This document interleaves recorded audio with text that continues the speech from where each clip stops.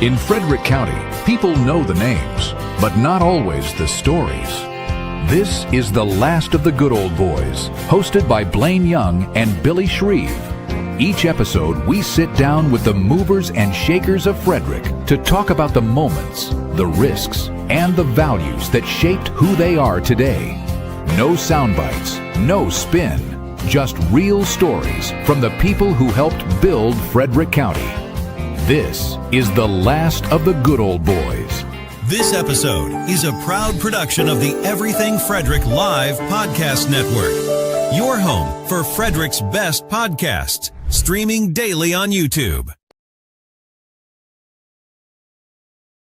Boys, I'm your host, Blaine Young. Billy Shreve is not here today. He is off skiing, so I will be by myself flying solo, but we have a great show lined up for you. For those that wonder, what is The Last of the Good Old Boys? Well, The Last of the Good Old Boys is a show about Frederick, everything Frederick. So we talk to people that helped make Frederick what it is, the history, the stories. We've talked to everyone from Tom Chase, Chip Jewell, to heck, we talked to Terrence Morris a couple shows ago that played basketball here at TJ, that went on to play basketball at University of Maryland. So we talked to people about their stories, about what they're doing now, what they contributed to Frederick. We love talking history. I absolutely love talking history. And we're actually going to have Chip Jewell back on in the future, and we're going to talk about historical fires that happened in the city of Frederick and Frederick County.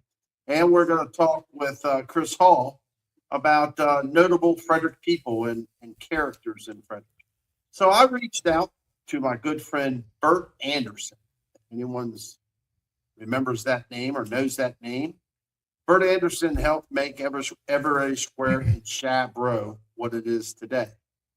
And at some point, I hope I can get Bert on The Last of the Good Old Boys to tell the story of how Everett Square was created in Shreve.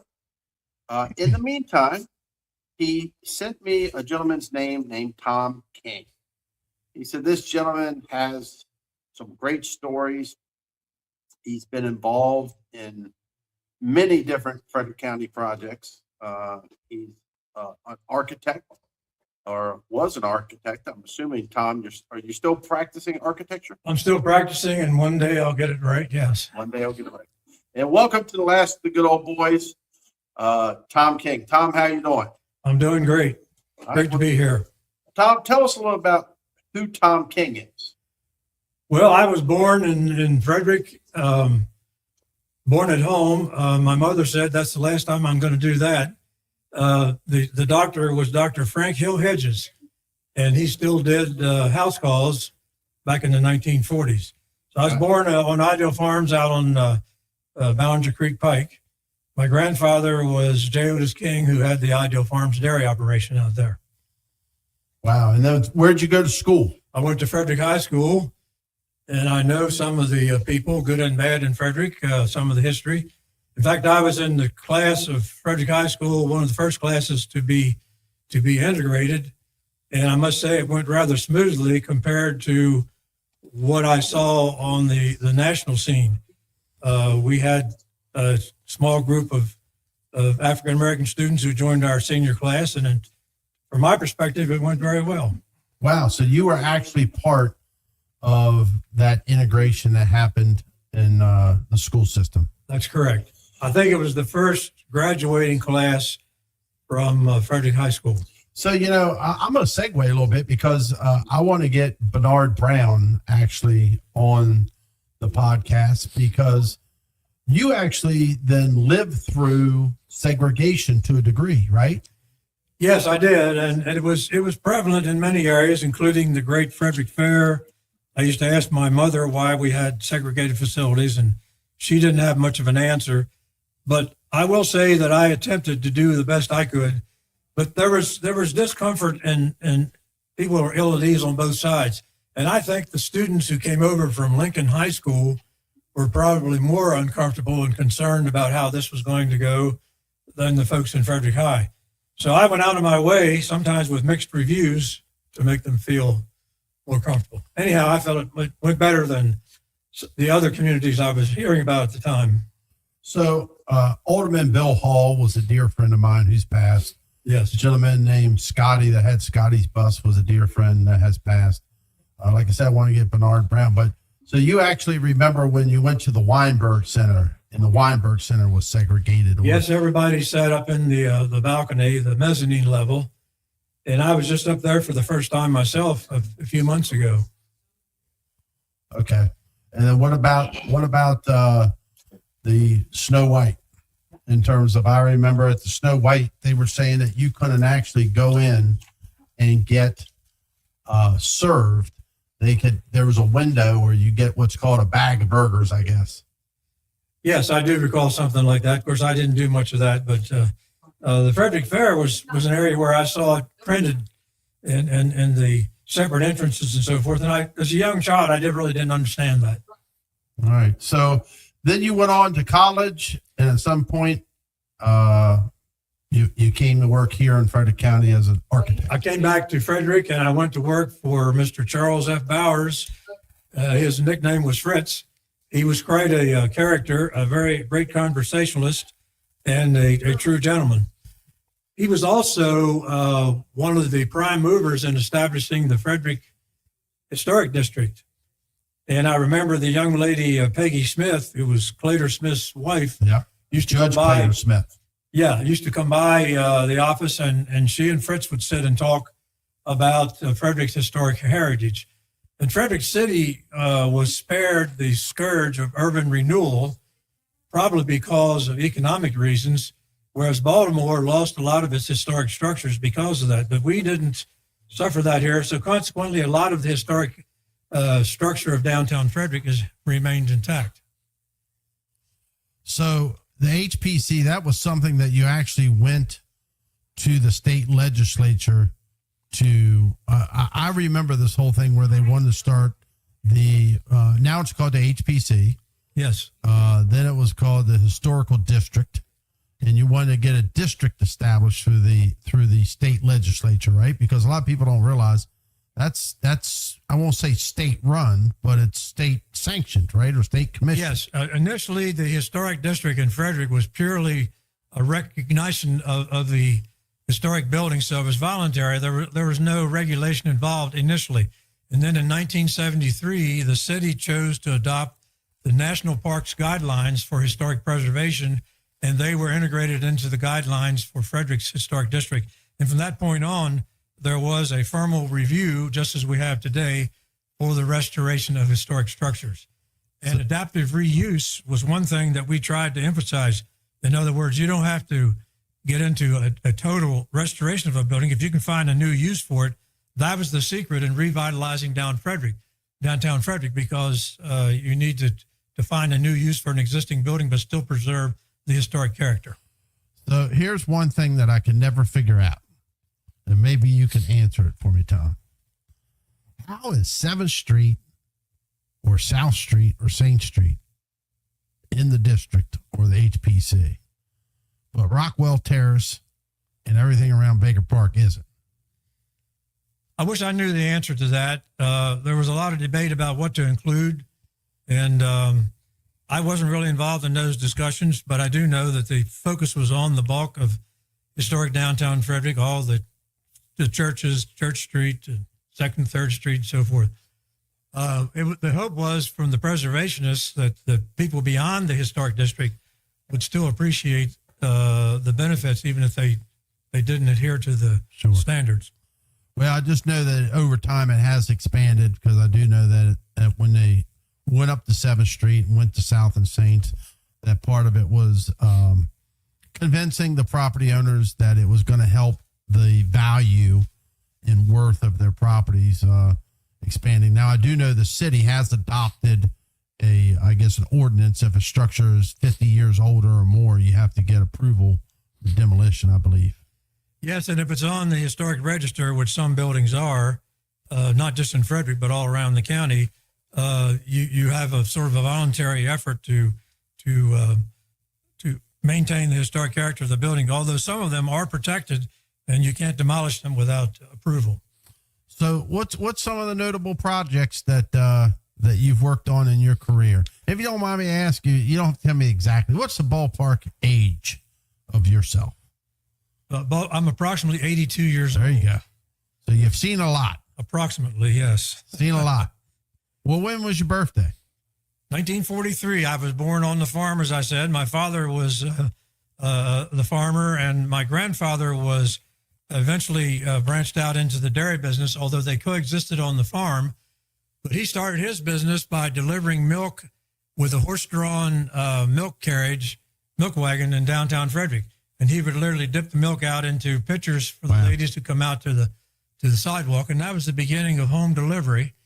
And then he eventually bought bottling works and pasteurizing and homogenizing equipment as the health department got involved and expanded it into trucks and a more diverse route. I do remember going to the ice plant in downtown Frederick to get ice because we didn't have refrigerated trucks. And these were huge chunks of ice that we used in the summer months to keep the milk cool. And one interesting story, my Uncle Carl, who was my father's older brother, was not the handiest person. And I went along with him to town to get a huge chunk of ice.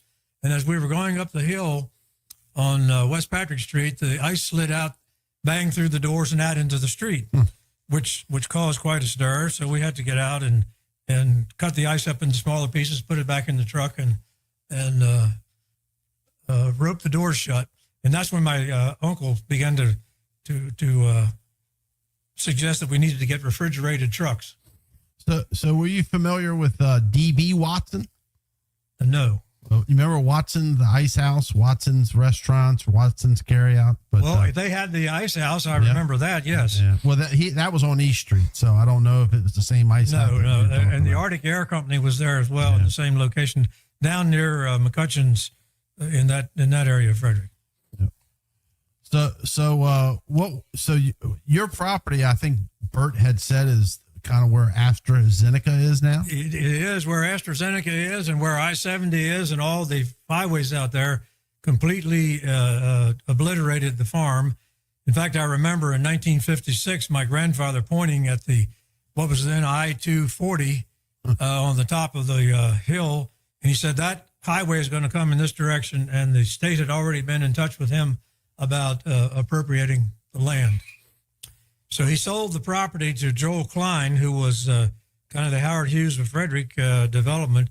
He was a very quiet fellow who'd show up in meetings and nobody knew who he was. Really? But he bought up a lot of real estate and then passed it along to the highest bidder. And eventually SolarX bought the property, and then AstraZeneca acquired it. And today they're the owners. And the manor house that I was born in is still there as a historic building. Now, a lot of people forget about SolarX because it's no longer around, but that was a big to do at the time. Well, they missed an opportunity, and they allowed the foreign markets to get ahead of them in terms of technology, but that's another story. Yeah. And then, some of the architecture that you have worked on, the Patrick Street, Patrick Center was one of them. F&M corporate headquarters out on Thomas Johnson Drive. Okay. At one time, your dad, as mayor, was lobbying for F&M to stay downtown, and we tried to find locations. In fact, the Patrick Center was originally envisioned as a downtown headquarters for F&M Bank, but it was not big enough, so we built the facility out on Thomas Johnson Drive. I remember being in that facility when they had a full cafeteria downstairs when it first opened.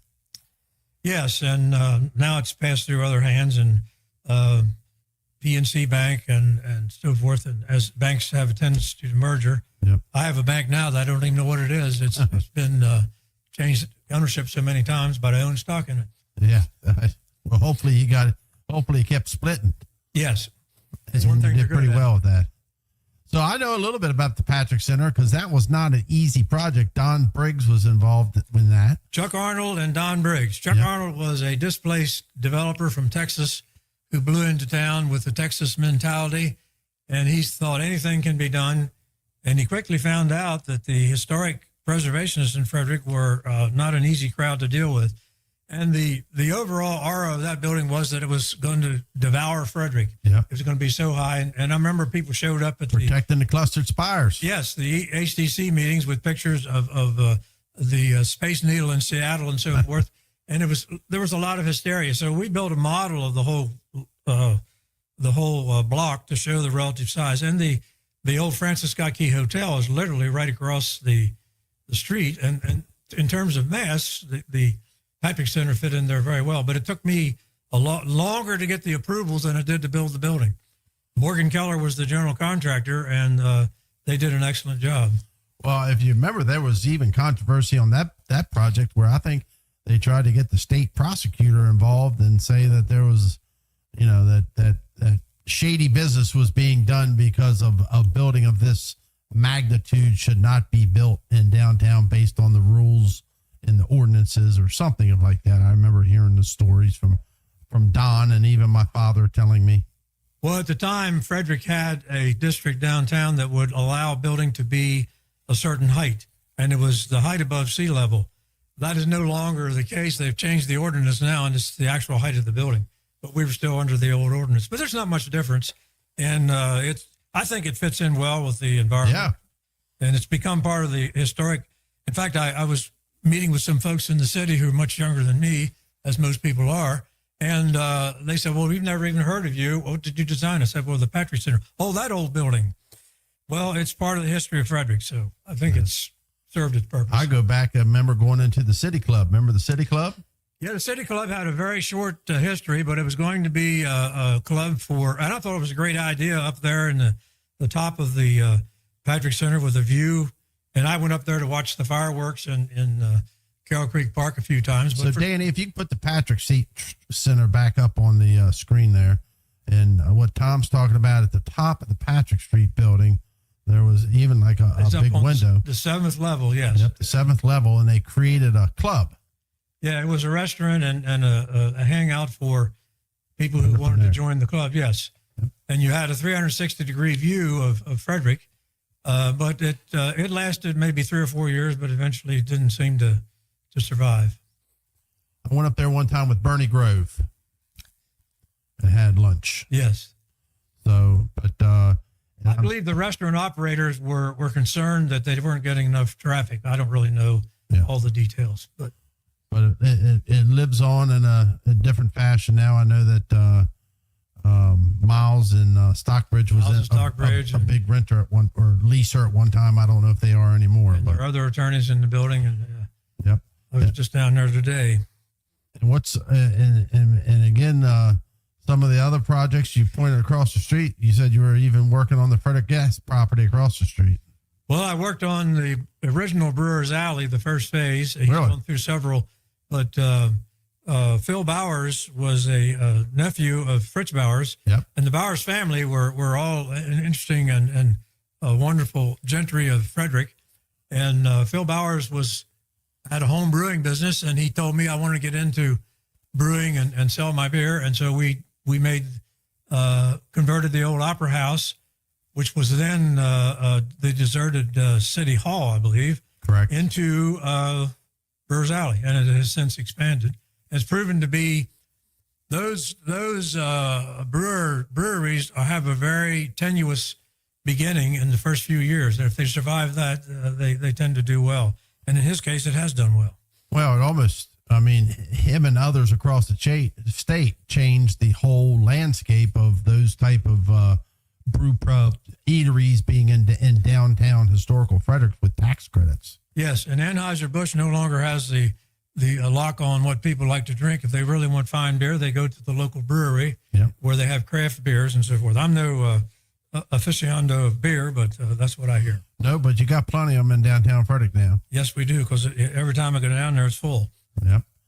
So what are some of the memorable moments of some of the projects of either the project as a whole or the cast of character that you may have come across in your many journeys in Frederick? Well, we always have the contractors who represent one cadre, and then we have the owners and developers. I believe the most unique individual, and you mentioned him earlier, was Bert Anderson. Yep. Bert had a very different style on how to approach projects, and he was very involved and was a visionary. Many of the other projects I worked on were you bid the job and you build it. We did a lot of work for the school system. We did the Ballinger Creek Elementary School and middle schools and throughout the school system when the system was really growing.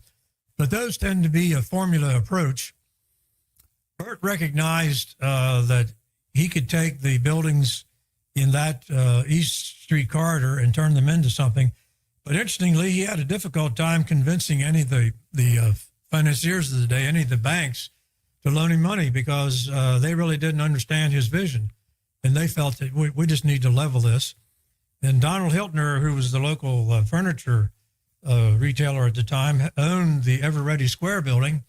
And his plan was to tear it down and build a furniture building there. Yep. Well, Bert interceded and convinced him to sell him the property. And what you see today is a fine example of adaptive reuse because we preserved the character of the building and the folks who occupy the building love the ambiance.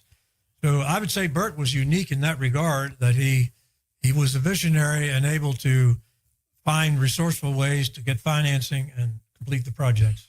So what I found very unique about Bert, of course, Bert, I believe came from Texas. Yes. He was it the Air Force? He was in the Navy. He was a Navy pilot. He was in the Navy and then got into, I guess, the trading of goods or antiques and goods. He was stationed in the Navy in what I believe was a diplomatic position in Scotland during the Cold War. And while he was there, he had free time and he was able to see the large English estates being liquidated because the way of living over there was changing. The economy was changing. And these families, Downton Abbey, of course, is an exception, but a lot of the families who owned those huge estates could no longer maintain them. So they were having sales of all their possessions, and these were very valuable artifacts. So Bert got the idea, well, why don't I rent a few containers and ship that stuff back to Maryland and see if I can't sell it? Yeah. And he started out down in Ellicott City with a warehouse operation and then eventually moved to Frederick to set up his antique imports business. But a lot of what he has are European artifacts from many of those old estates. So unless I've got it wrong, because I've spent a considerable amount of time with Bert. So that antique imports building, you know who he bought that from or who helped him, I guess, acquire it, to my knowledge? No, I don't know. Manny Weinberg. Manny Weinberg. And then from what I understand was, I guess, I'm trying to think of the name of the bank that Bert was able to convince Meredith Young. Fredericktown Bank and Meredith Young and G. Hunter Bowers, who was on the board. Yep. And they all said, I don't know if that young man's going to make it That's down right. there, but we'll loan him some money. Yeah. And it just kind of moved forward from there, where I don't know how I don't know what the total footprint of the property Well, it includes antique imports. It includes Shab Road, which was at one time a slum and just literally falling down. And it was largely a black neighborhood, I believe, at the time. But it was on the wrong side of the tracks, literally. And then Ever Ready Square was where the Ever Ready company made home remedies and so forth. And that has a long history in itself. So he maintained the character of those buildings, and I worked with him to modernize them and get them into their current position of a viable venue. And at one time we had Terrazzo's restaurant on the first floor. And Bert says he still has the bar in storage somewhere. He does, yeah. He loves to hang on to things, and his business manager tells me that it's just unbelievable how much stuff he has. Yeah. But don't we all, I guess? Well, I mean, Bert's pretty unique. I mean, he's almost like a historical society with the newspapers and things that he's kept. But I mean, from what I understand, he's going all the way up the street now to where the old cannery was too. That's correct. He bought the old cannery building, and I remember when that was, I think, Jenkins Cannery. Yep. And he maintained the architecture of the existing building, and then we designed all the new construction. And on that project, we adopted the philosophy that the new construction should be clearly identifiable from the existing building. In other words, we didn't try to replicate what was there. And At that time, we now have two entities in Frederick, by the way. We have the Carroll Creek Commission and we have the Historic District Commission. Yeah. They overlap somehow. The Carroll Creek Commission tended to be a little more progressive in their thinking, and they saw the wisdom in what he wanted to do, and that's how we got that project approved. So, I mean, obviously you're still working and you're still active on helping people with projects currently, huh? That is true.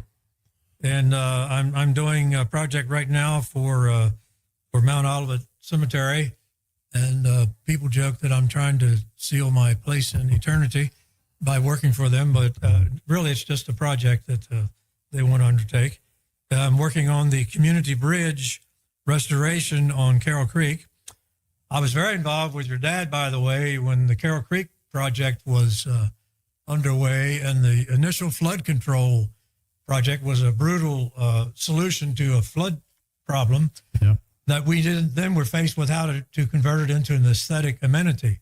And your dad had the vision visiting San Antonio and the Riverwalk as to how the Carroll Creek Linear Park could be developed into a visual amenity and a complement to Frederick. And today, in my opinion, it's absolutely beautiful, and no one would have ever believed that you could turn a public works flood control project into something like the Carroll Creek Linear Park. Well, until people visit Johnstown or Cumberland, they don't understand what the alternatives are. I do remember, I think he took the whole Carroll Creek Commission. I believe Dick Kessler was the chairman at the time. I think he took a bunch of them to San Antonio. Yes, I was along. I went myself, but I was along in that group. And I thoroughly enjoyed the mariachi music down there and the ambiance. And that was something on a smaller scale, but certainly a very, very viable inner city green space. Now, do you ever think at some point we'll see the commerce along Carroll Creek that was envisioned in terms of the amount? You know, there's been some shops down there that surprisingly had struggled in terms of, like, you know, there was a Ben and Jerry's, a Five Guys. I think that it's coming together, but I think that at some point they thought there was going to be more shopping or more commerce. Well, it was our hope, and it still is. Of course, I'm not involved in that end of it anymore, but that we would have multi-use development, whereas the upper levels would be residential and the lower levels would be commercial. And this keeps people downtown rather than getting in their cars and leaving town at 5 o'clock. And that's where Frederick was 30 or 40 years ago. It was virtually deserted after hours and other than a few people who were shopping. And the shopping centers sapped away most of the retail business and the convenience of shopping malls. But now they have fallen on hard times. So maybe that will reverse the trend. Who knows? What do you think ever going to happen to the old Fredericktown Mall? Lord only knows. It's there in sporadic ways of use. I mean, the Home Depot's out there, but it's nowhere near what it used to be called. But that was an idea that came and went. We actually suffered somewhat in the dairy business from the convenience stores, the 7-Eleven and High stores. High's, of course, is a cooperative of dairy farmers, but they were selling milk and bread at almost cost just to get people in the stores. And we were still doing home delivery and running trucks all over the place, and there was no way that we could compete with that equation. So we got out of the business about 10 years too late. So if you're just tuning in, you're tuning in to the Last of Good Old Boys with Blaine Young. Billy Shreve's not able to join me tonight. I'm talking with Tom King, who has been a lifelong Frederick County resident, been in the world of architecture, has worked on many different projects that have helped make Frederick what it is today. He's continuing to work at 82, and he's familiar with kind of a lot of the stories and the cast of characters, whether they're the landowner, developer, or contractor that helped evolve these projects and make Frederick what it is today. So on your list of projects or cast of characters, who else do you have on there, Tom? Well, I believe the contractors, Morgan Keller, certainly, Gail Guyton was a good friend, and we enjoyed a good relationship. Waynesboro Construction was another contractor that I worked with a lot, and his first foray into Frederick was to build the Seaver Arch Library. His father, Bob Brown, and now The company's being run by Greg Brown. Yeah. And Gary Sandbauer was a smaller contractor who's had a presence in Frederick for years. So we have a good background of qualified individuals, and certainly we have more architects in Frederick. When I came to Frederick, there were only 2 architects, Mr. Bowers and a gentleman named Joe Erner. And then eventually the Prophet family came along, and we had more, a broader talent base. I do have an interesting story about the Frederick trolley, if you'll indulge me. Absolutely. As you may recall from history, this was before my time, but the Potomac Edison Company owned the Frederick trolley system because it was an electric operated trolley. And the trolley line used to run up the middle of Market Street. It also ran west over Braddock Mountain, and it was a very highly used transportation system. Well, my grandfather on my mother's side, they lived out in the Woodsboro area, and they had a tradition to come to town like once a month. Mm-hmm. And it was a major excursion back in those days to drive across the dirt roads into Frederick from Woodsboro. So they had an old car, I think it was an open Maxwell car, and my grandmother and children were all sitting in the back, and my grandfather had a tendency, my grandfather Keeney, had a tendency to drive wherever he looked. And so they got to Frederick, and the trolley was coming up Patrick Street, coming north, and he was driving south. And somehow he managed to sideswipe the trolley and peel the fenders off of one entire side of the car, which was, of course, a bit of a tragedy. So he jumped out of the car, and the trolley operator comes forward and says, "Sir, are you okay?" And my grandfather says, "Why don't you watch where you're going?" And the trolley operator says, "Excuse me, sir, you're the one with the steering wheel." Yeah. Back in those days, driving was more of an adventure than it is today. But someone once told me, if you were to describe to George Washington or Abraham Lincoln that we were going to develop automobiles that burn flammable liquid and drive at 50 to 60 miles per hour down the road and paint a white line down it and count on the other guy to stay on his side, he would think we're crazy. And yet we do it every day. Yeah, and I tell you, a lot of people used to take that trolley to Braddock Heights. Yes. And Braddock Heights had They had an amusement park. And even a ski slope with the Braddock Inn. Yes, I remember and that. all that good stuff. But Keith has a question. He says, does Tom think the infrastructure of downtown is worthy of many years? I know Frederick is planning many residential projects in the near future. And I think that probably maybe also is the amount of multi-dwelling units that are going up in the city and around the city. Can the infrastructure handle that is the question. Well, the quick answer is no, which means that there has to be a long-term plan to upgrade infrastructure. And as you're upgrading it causes inconveniences to the residents. But the city of Baltimore, as you know, is fighting a losing battle with sewer and water lines that are over 100 years old. I'm sure Frederick is no exception, but we have managed to stay ahead of the curve in many cases, and there have been a lot of efforts put forth to upgrade it. For instance, your father was instrumental in getting the power companies to bury the power lines along the streets, which accomplished 2 things. First of all, aesthetically, it makes it far more attractive. But secondly, it was an opportunity to upgrade all of those power lines and increase capacity. We have improved communications in Frederick. So I believe infrastructure-wise, we're probably better than most, but we're certainly going to face the realities of the need for public works improvement in the future. The most of the development is occurring outside of Frederick, where they can build new infrastructure, but the ability to handle wastewater and so forth is still rests with the county, and that's going to be a challenge.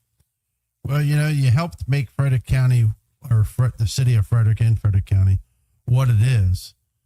If you have your crystal ball, what do you think what do you think the next, 30 years, 50 years looks like for the city of Frederick and Frederick County? Well, I can tell you that in the past 10 years, I've managed to get lost in my own hometown, particularly in the south end of town, because there's been so much suburban sprawl. And I really question whether we have thought through the main artery and transportation systems we're going to need to support all of the development I see going on. because we're relying on, for the most part, the existing streets and so forth. So I think eventually infrastructure will catch up to us. But this urban sprawl cannot go on indefinitely without some impact. I know as I drive out to Gas House Pike, it used to be the road to nowhere, and now it's like Wall Street. The density is there, and it's being handled, and it's being built because it's all new. But at some point, the fundamental power and water and sewer facilities, which are public utilities, have to be up to speed, and we're seeing that statewide right now in terms of particularly power. And with the influx of artificial intelligence and these centers that are being built, the increase is going to be, the need is going to be more and more critical. So what do you think? Are you familiar with this East Street Rising project? Yes. What do you think about it? I mean, I know that Well, I don't even know of it in general, but Yeah. it is again taking the areas of Frederick that are not deemed as historically significant and completely rebuilding them. But the only thing I can say is at least we're still preserving the historic downtown, and that identity is still there. But there are many, many cities now that you drive through urban sprawl, and eventually you find the original city. So I would hope that we wouldn't completely lose our identity. Yeah, I know that we're going to talk to Scott Brunk, who's in charge of Food Pro at some point, and he's struggling because he wants to expand, but basically he's kind of been told either you stay the size you are, or you need to get out, or you need to relocate, basically. Yes. So yeah, that's a challenge for some of those people that have been there for many decades along that corridor. And we have a nationwide problem with low-income housing, and what it does is it changes the dynamic of the people who can afford to live in Frederick. And I'm already hearing from people, well, I can't live in Frederick anymore, so I'm moving to Hagerstown. Well, that's sad. And I believe we need to revise our building codes and so forth to allow for more so-called low-income housing. And there's ways to do that. All right. Well, Tom, I want to thank you for coming on. Is there anything else you want to share before we wrap up, take a break, and come back with Tony Lawson, who's running for sheriff for Frederick County as a Democrat? Well, I believe I've covered the front here. I hope I don't hear from somebody's attorney tomorrow taking issue with what I've said, but I tend to tell it like it is. That's what I get paid for. All right. Well, make sure when you see Bert, I've been badgering Bert about coming on to capture and share and preserve that story about his journey to Frederick and his creation of Everett Square and Shab Road, because I think it is a incredible story that should be shared and preserved. I remember when he first came into our office at Bowers Architects, and I met him, and we did the first little loading dock, and he was asking me, well, what bankers in town should I talk to and so forth. So he was earnestly trying to fit into Frederick, and he's done an amazing job. I'd say he's a fine example of the creative developers that we need. We need more people with vision. All right. Well, Tom, thank you for joining us on My the Last of the Good Old Boys. We're going to take a quick break, and we'll be back with Tony Lawson, who's running for sheriff of Frederick County as a Democrat. Thank you, sir. Thank you. Sponsored by A&S Construction is a local and award-winning woman and minority-owned business located right here in Frederick, servicing Frederick County and surrounding areas. A&S Construction specialize in roofing and siding, windows and gutters, and they can even build you a new patio or deck. Call 301-703-2157 or email info@ansconstruction.net. You can get $750 off any roof or siding replacement or $50 off any roof repairs. Just tell Sandra that Danny sent you. Sponsored by Intense Barbecue, family-owned barbecue food truck and catering company cooking in small batches to ensure that the food is the freshest it can be. Intense Barbecue can cater your events, and they do any kind of food. It doesn't have to be barbecue. Find them at SEBBQ.com and satisfy your meat tooth. Welcome back to the Last of the Good Old Boys with Blaine Young. What is Last of the Good Old Boys, people say? We talk Frederick, everything Frederick. If you don't have a connection to Frederick and somehow, that's probably not the right podcast for you. So if you're from Frederick, if you wonder about the people of Frederick, the people that help make Frederick what it is, and the people that will help make it what it is in the future, that's who we're talking to. No, we don't necessarily talk politics. When I say that, it's not a political show. It's a show about Frederick and sharing the histories and stories. But now we do talk to people who hold office and or running for office. But we take a different perspective when we talk to them. We want to get to know them, and we want you to get to know them in knowing their story and then what led them to either hold office or seek office. And it's my honor and privilege to speaking with Tony Lawson, who's running for sheriff of Frederick County as a Democrat. Tony, how you doing? I'm good. Thank you for having me. Now, I tell you, I read your announcement in the paper, and I was reading a little bit about your story, and I was really taken back with the amount of experience and expertise and serving our country. And thank you for your service. But tell us, let's start out. Who is Tony? Where were you born? Where did you grow up, Tony? Well, I'm kind of, an ordinary guy. I was born in South Carolina at the age of probably about 8. I moved to North Carolina. Okay. Where were you born in South Carolina? My kids are in Greenville. A little town called Manning. Okay. It's not a very big town, but it was home. And then you moved to North Carolina? Correct. Yeah. So I moved to North Carolina with my mother probably when I was in the 2nd grade or so. Uh-huh. I would spend my summers, in North Carolina, and I was actually after school, go back to South Carolina for the rest of the summer after school. Okay. And then once you got out of school, did you go on to college, or is that where you went on to the military? No. So I didn't go to college. I played sports in high school and didn't earn a scholarship. What'd you play? I played 3 sports, actually. I was a football player, wrestled, and I ran track. Wow. I was actually a state finalist in wrestling, went undefeated and lost the state championship in wrestling. So you lettered in 3 different sports. Correct. Wow. And then from there, you said you went on into the military? Yeah, correct. So I actually enrolled in the military prior to graduation. So like a month after graduation, I was in the military, Marine Corps boot camp. And you went to Marine Corps. So you served the Marine Corps for how long? I was in for 4 years, just kind of get an idea of, what I wanted to do with myself in life, and, didn't really want to sit around the house and, be idle, so I enlisted and went in right away. And then what, I think I read in the paper that you were in Camp David for a little while. Correct. Yeah. So that was kind of your first, well, first of all, talk about that service in Camp David. What was that like? What you're allowed to talk about, I guess. It's a lot of what poverty people imagine.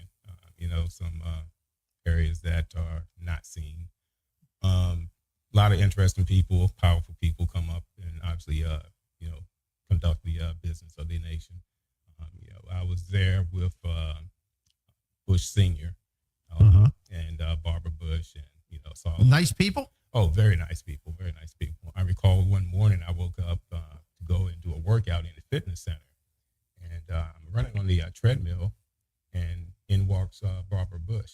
And while you're working out on the treadmill? Correct. Yeah. So she hops on the treadmill right next to me, and kind of just an ordinary person, carries. So you're on the treadmill, and here comes Barbara Bush. And absolutely. Wow. It's pretty impressive. She's a really was extremely nice lady. Yeah. I mean, everyone said she just had such a loving kind of grandmother nature to her. Was that what you experienced? 100%. Wow. So then you got familiar to Frederick. Now, were you living in Frederick County when you were at Camp David, or do you live on Camp David? Both. So my wife and I had an apartment downtown, or not downtown, in town. And, on my days off, I would be there. And when you're on duty, you were, confined to the base itself. So, and that was probably about maybe anywhere from 3 to 4 days at a time. Wow. And then And so once you got out of the military, you decided to serve our community as a police officer. Yeah, so I had some, odd jobs in between there. Worked security jobs at the Department of Energy, and eventually was hired with the Sheriff's Department by Sheriff Harbaugh back in the time. So you're hired by Sheriff Harbaugh? Correct. And, kind of began my law enforcement career. Wow. And how many years were you with Frederick County Sheriff's Department? A little more than 18. They gave credit for military time, so I was, able to retire after 18 years. So you did 18 years with Frederick County Sheriff's Department? Correct. So after that, I kind of moved on, still, had the itch, so to speak, to serve and protect. So like a month later, I was part of the Frederick City Police Department, where I am currently right now. And what's the title? Master Police Officer. Yeah. What is that something they just made up for you, Tony? 'Cause I've never heard that before. I mean, is that something that they had to say, man, this guy's got so many years of service in the military and Sheriff's Department, we got to come up with a new title? No, I don't think it was just for me particularly, but a lot of departments have different rank structures, and at some point in time, we kind of modified our rank structure to mirror those departments. And you're currently still with the agency? Correct. Yeah, okay. I'm still working. Just got off work a couple hours ago. So, wow. Here I am, hanging out with you. Yeah. Well, thank you very much. And thanks for sharing with the people a little bit about who Tony is. What am I missing here? What are your hobbies? What do you like to do? What do you tell us who Tony is. Well, so, like I said, I'm an ordinary guy. I like, sports, obviously. When I was with the Sheriff's Department, I was actually a high school football coach and assistant football coach. And I was also a head track coach for a number of years. Which school? Down in Brunswick. Okay, Brunswick. Yeah.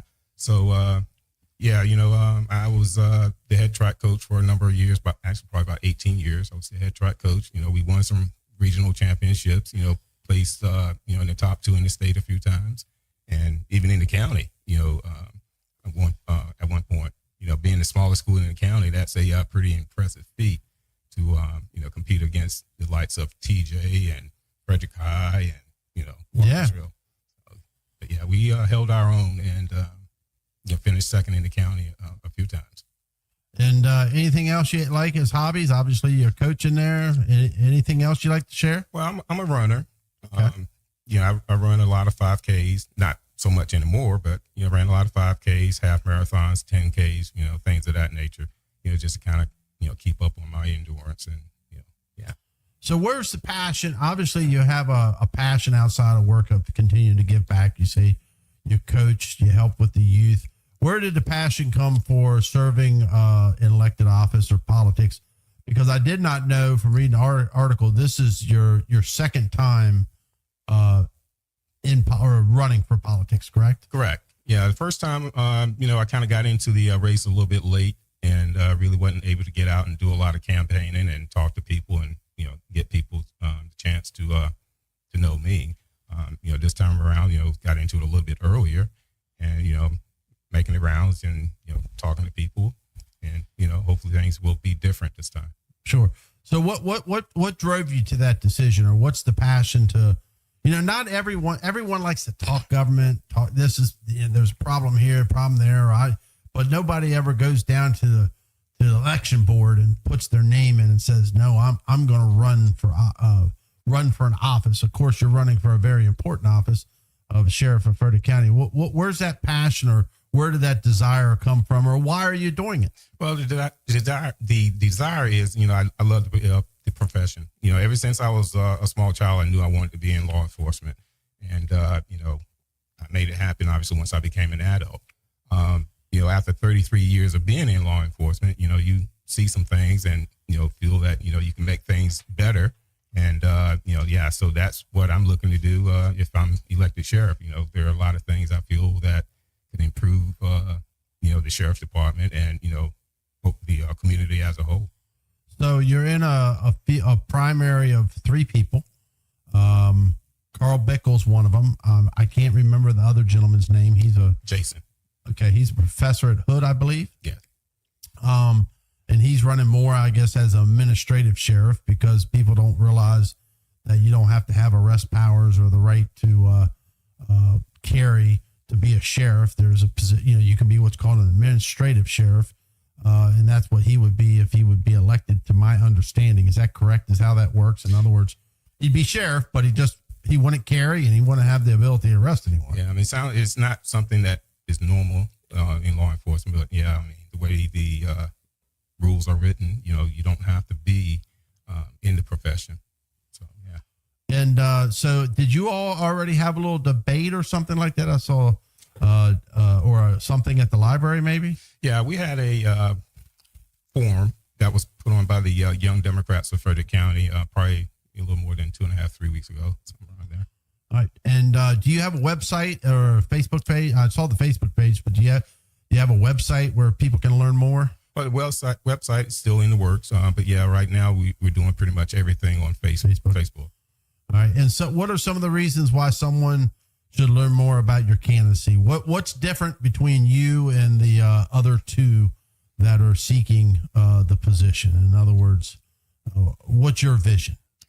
Well, like I said, I realize there are some things that can be different.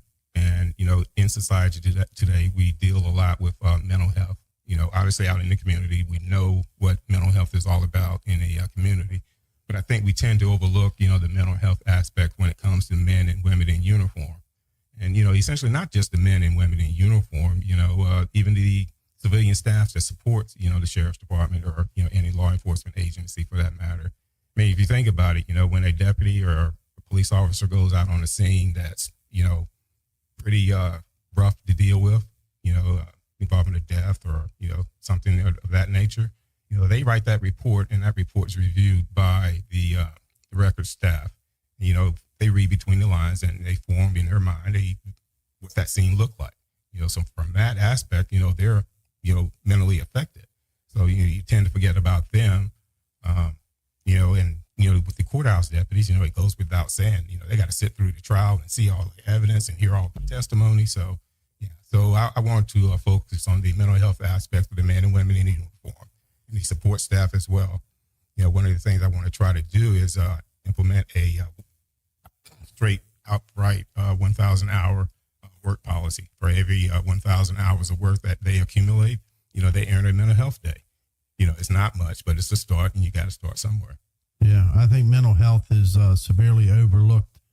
Not only those that are working with people that have mental health, but your own personal mental health. And I think that, unfortunately, law enforcement, the education system, support systems for people who are homeless, there's a lot of mental health issues that are I don't want to say overlooked, but maybe not being dealt with appropriately. That affects everyone. So that's good. Any other objectives? I know mental health. I read any other objectives that you want to focus on if you're elected to that position? Yeah, so kind of like work related. Whenever we go out and deal with any particular call, and we have to collect evidence or property. I want to try kind of streamline that process so the deputies are not necessarily handling the evidence any longer than necessary. You should be able to just collect it, take it to the property unit, and sign the chain of custody, and move on to the next phase of the process. So that will help cut down on the time that the deputies are actually in the office doing unnecessary paperwork, in my opinion. So the Frederick County Sheriff's Office is a full service agency. A lot of people come from counties and they don't kind of grasp that or understand that because some counties have a county police force. But here in Frederick County, we got a full service agency, and it's an agency that is probably when you started. How long ago did you start with Frederick County? Probably 25 years ago? 1993. Yeah. What it is from 1993 today is significantly different. I'm sure you've seen many changes over your career with that agency. Yeah, just the number of deputies that are on the road, as the community around you grows, you actually, got to continue to grow with it. The equipment that we use now, everybody has a body camera, tasers, things of that nature. Yeah. So keeping up with the technology. All right. Well, Tony, I want to thank you for joining us. Is there anything I missed that you want to share with anyone? Well, I just want the community to know that, I'm running for sheriff because I believe public safety works best, when it's accountable and trusted by the whole community. I consider myself not just a law enforcement person, but a mentor of people as well. Doesn't matter what status you are, or anything like that.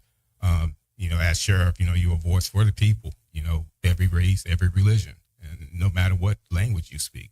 So, I just want people to know that I'm sincere about the job. I don't, take it for granted. And, hopefully they will be able to see within me that, I'm, qualified to hold that position and move the department forward. And for those that want more information on Tony, they can go to his Facebook site. But I do want to say that people don't realize all the emails and a contact number are listed on the Board of Elections website to reach out to folks. So that's one way to reach out to folks. And as I said early on when I started this podcast, we're not a Republican, we're not a Democrat, we're not an independent podcast. We're a podcast all about Frederick. So we want to talk to those that help make Frederick what it is, those that want to help make it what it will be in the future. So we want to get those folks on here, get them to share their stories so you can learn a little bit about them and their background, not just the politics. Where do they stand on this? Where they stand on that? You're going to have plenty of time to ask them that in forums or when you meet them on the street. But we just wanted to get to know you, Tony, as a person. Great. Thank you for having me. All right. So best of luck. And that will wrap up the last of the good old boys with Blaine Young. And we will talk to you next week on Wednesdays at 6 p.m. right here on Everything Frederick.